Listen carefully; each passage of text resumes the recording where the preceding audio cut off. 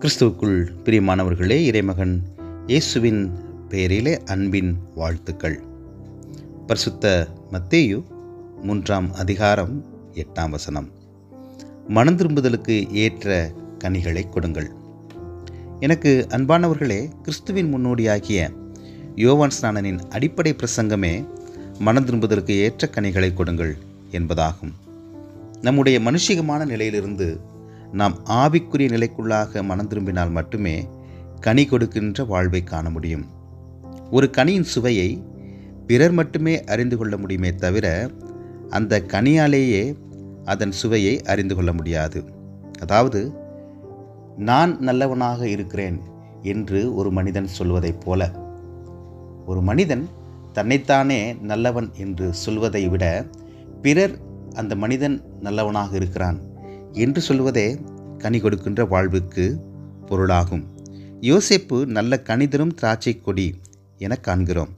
தன் குடும்பத்திற்காகவும் இஸ்ரவேல் சமூகம் அனைத்திற்காகவும் கனி கொடுக்கிறவனாக மாற யோசேப்பு எதிர்கொண்ட சவால்கள் எண்ணிலடங்காதவையாகும்.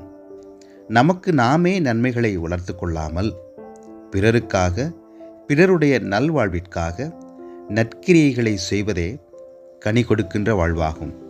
பிரியமானவர்களே, நாமும் கூட நமக்காக சுயநலமாக அல்லாமல் குடும்பத்திற்காக, திருச்சபைக்காக, சமுதாயத்திற்காக, தேசத்திற்காக கனி கொடுக்கின்ற வாழ்வை நாம் வாழ்வதே உண்மையான கனி கொடுக்கும் வாழ்வாகும். தேவன் தாமே அதுபோன்ற கனி கொடுக்கின்ற வாழ்வை நாம் வாழ இந்த நாளிலே இதனை கேட்டுக்கொண்டிருக்கிற ஒவ்வொருவருக்கும் கிருபை அளிப்பாராக.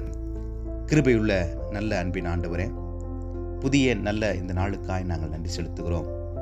இந்த நாளிலும் கூட ஆண்டவரே, இதனை கேட்டுக்கொண்டிருக்கிற ஒவ்வொருவரும் கனி கொடுக்கின்ற வாழ்வை வாழ்ந்து உமது நாமத்தை மகிமைப்படுத்த நீர் ஒவ்வொருவருக்கும் நியமித்திருக்கிற நன்மைகளையும் ஆசீர்வாதங்களையும் சுதந்திரித்துக் கொள்ள உதவி செய்யும்படியாய் மீட்பரும் இரட்சகரும் ஆகிய கிறிஸ்துவின் வழி ஜெபிக்கிறோம் எங்கள் ஜீவனுள்ள பிதாவே. ஆமென்.